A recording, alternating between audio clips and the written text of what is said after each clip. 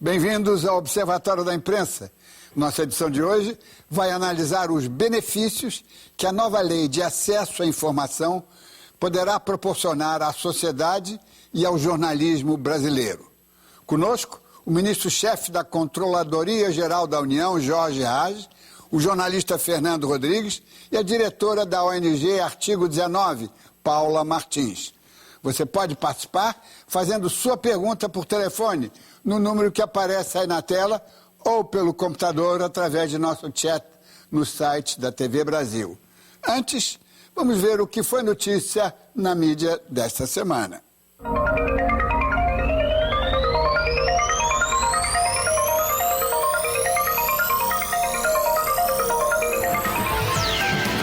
Nossa mídia acompanhou com muito interesse todos os lances que cercaram o asilo em instalações americanas do ativista chinês cego Chen Guangcheng, perseguido pelas autoridades do seu país.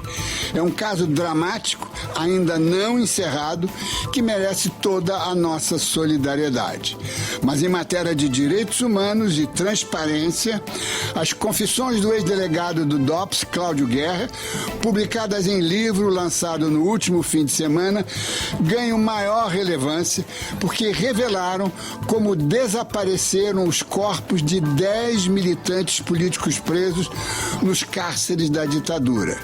Mesmo que a versão do agente da repressão contenha informações duvidosas, o teor do conjunto é de tal forma bombástico que não se justifica a apatia da mídia. Justamente porque o Brasil é um país democrático, ao contrário da China, é que todas as revelações precisam ser devidamente apuradas e investigadas, até o fim. Quando a imprensa se desinteressa, as denúncias ficam no meio do caminho. No exato momento em que a CPI mista do Congresso começa formalmente a investigar o escândalo Cachoeirinha com todos os seus desdobramentos, é preciso lembrar que a mídia sempre foi parceira consciente de arapongas, produtores de fitas, vídeos e dossiês secretos. A expressão jornalismo fiteiro originou-se deste conluio, que começou ainda no governo FHC e chegou ao paroxismo em 2006, quando os chamados aloprados infiltraram um dossiê falso nas páginas de um semanário de grande circulação.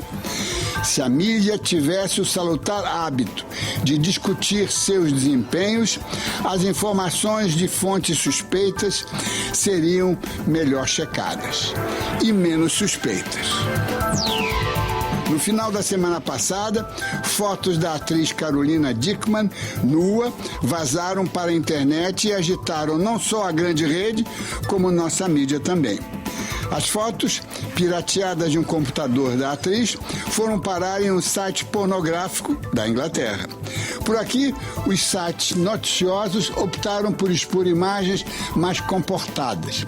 Só que muitos indicavam links para as páginas com todo o acervo. Nos jornais do dia seguinte, felizmente, o fato foi tratado com mais cuidado. Poucos destacaram a notícia na primeira página, mas alguns não resistiram à tentação. Além de estampar fotos da atriz nua, ainda apelaram para manchetes de mau gosto.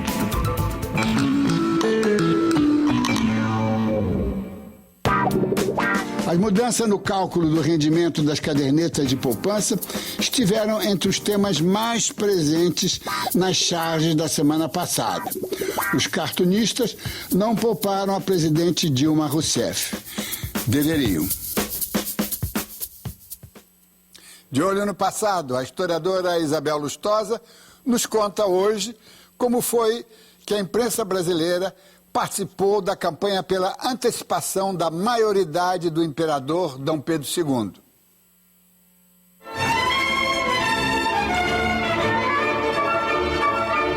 O rigoroso sistema adotado para a educação de Dom Pedro II em sua infância motivaria um monólogo intitulado O Imperadorzinho na Janela do Paço e publicado no jornal A Verdade em 1832.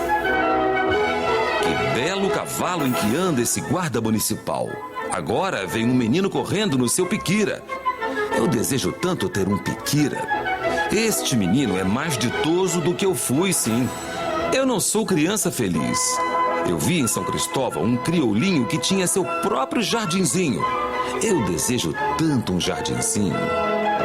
Tal sistema, onde as horas de lazer eram poucas e também controladas, fez de Dom Pedro II um adolescente precocemente maduro.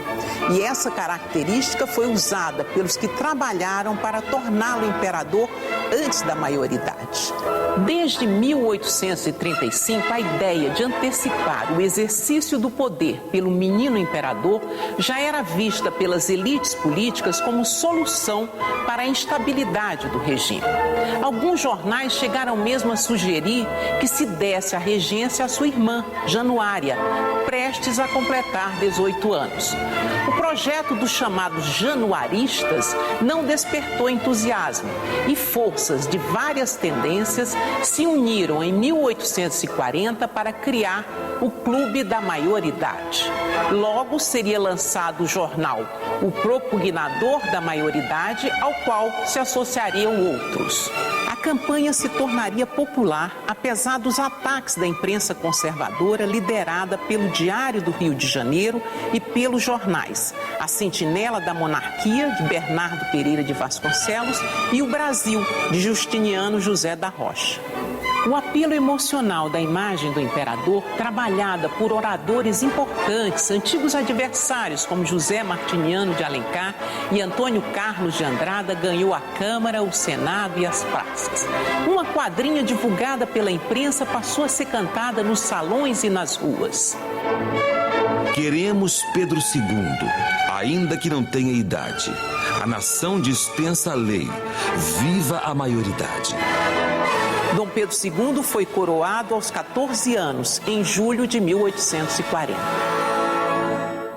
As bombásticas revelações produzidas pelo caso Carlinhos Cachoeira e a intensa polêmica sobre as relações de jornalistas com fontes suspeitas, em última análise, relacionam-se com uma disfunção entranhada nas instituições nacionais.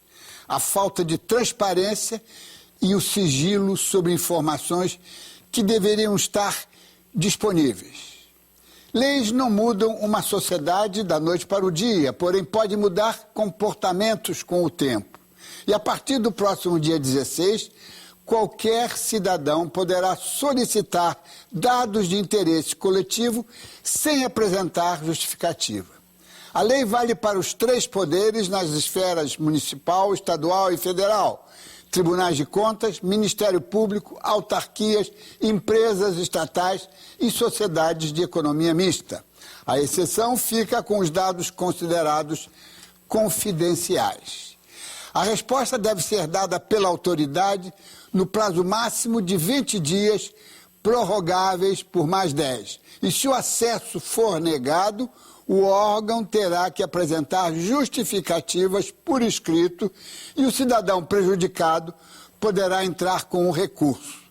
Quem se recusar a fornecer informações será considerado transgressor e sujeito à punição. Estamos na véspera de uma revolução que poderá alterar drasticamente o formato da nossa sociedade e aumentar o peso da ação cidadã. O sigilo eterno está com os dias contados. Também os conchavos, as concorrências fajutas, as empresas de fachada, os testas de ferro. É possível que no dia seguinte, dia 17 de maio, não se notem ainda grandes diferenças. O poder público terá que se preparar rapidamente para a era da transparência. Também a imprensa. Ela é a chave para uma sociedade mais ativa e mais exigente.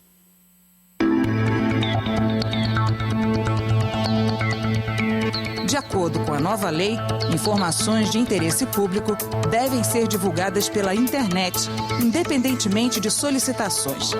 Entre elas estão repasses ou transferências de recursos financeiros, despesas, informações sobre licitações e dados sobre programas, projetos e obras. Para o antropólogo Roberto da Mata, coordenador de uma pesquisa sobre o tema, a lei vai ajudar a conscientizar os funcionários públicos da importância de atender às demandas da população. Muitas sociedades, seu caso brasileiro, é um Estado muito centralizado, muito ciente da sua centralização. O que o Departamento de Polícia Federal tem a meu respeito, eu quero saber, né? Que certificados eu posso pedir para quem, se eu precisar, para fazer uma viagem ou para comprar uma casa, etc. Então, desloca um pouco a visão do Estado cartorial. A lei tem pontos controversos. Por participarem de concorrências, empresas públicas estariam isentas de apresentar informações estratégicas. A divulgação de salários de funcionários públicos e a exposição da intimidade de pessoas citadas em documentos também geram polêmica.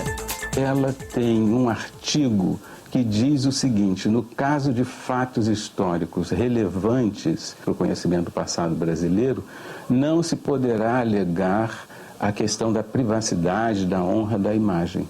Então, no dia seguinte à regulamentação da Lei de Acesso à Informação, eu, pelo menos, vou me dirigir ao Arquivo Nacional pleiteando justamente aqueles documentos que nos últimos tempos têm tido seu acesso impossibilitado sob essa alegação da privacidade. Um dos principais avanços da lei é o fim do sigilo eterno. O prazo para que um documento permaneça inacessível passa a ser de, no máximo, 50 anos. Sempre é difícil para o historiador ter acesso ao Arquivo Nacional, aos arquivos estaduais, sobretudo em relação aos documentos sigilosos, suas regras quanto a prazos, sigilo, períodos de classificação, como a gente chama. Então, agora, com a Lei de Acesso à Informação, a gente espera que isso tudo fique bastante facilitado. Para que a transparência do Estado brasileiro seja efetiva, será preciso conscientizar o cidadão sobre os seus novos direitos. Preparar a sociedade para as leis que o sistema jurídico está fazendo, os legisladores estão fazendo leis, né? Então, o que significa preparar a sociedade? Preparar a sociedade é fazer com que ela internalize essas leis, que ela entenda, compreenda, que ela saiba que tem direito a essas leis e o Estado ter como contrapartida, não é, os instrumentos adequados para poder fazer com que a lei realmente entre em vigor. Como dizia o ex-presidente americano Thomas Jefferson, muito mais importante do que a elaboração da lei é a aplicação da lei. E a aplicação da lei vai envolver a mudança de uma cultura. E os meus receios é que, até o momento, né, a lei está prestes a entrar em vigor e nós não temos ainda sequer o decreto que a regulamente. A cultura que até então prevalece é a cultura do sigilo. Quer dizer, transformar isso na consciência de todos, de que o burocrata é apenas aquele que está cuidando da informação, mas o proprietário da informação é o cidadão. Nós vamos ainda ter que passar por um longo período, a meu ver, até que isso prevaleça. O acesso à informação pública é muitas vezes um entrave ao trabalho jornalístico. O repórter do Globo, Chico Otávio, foi conosco até o Tribunal de Justiça do Rio de Janeiro para mostrar como é complicado o acesso a informações que deveriam estar à disposição de qualquer cidadão. O sucesso da empreitada ainda depende da persistência do jornalista e da boa vontade de funcionários e de magistrados.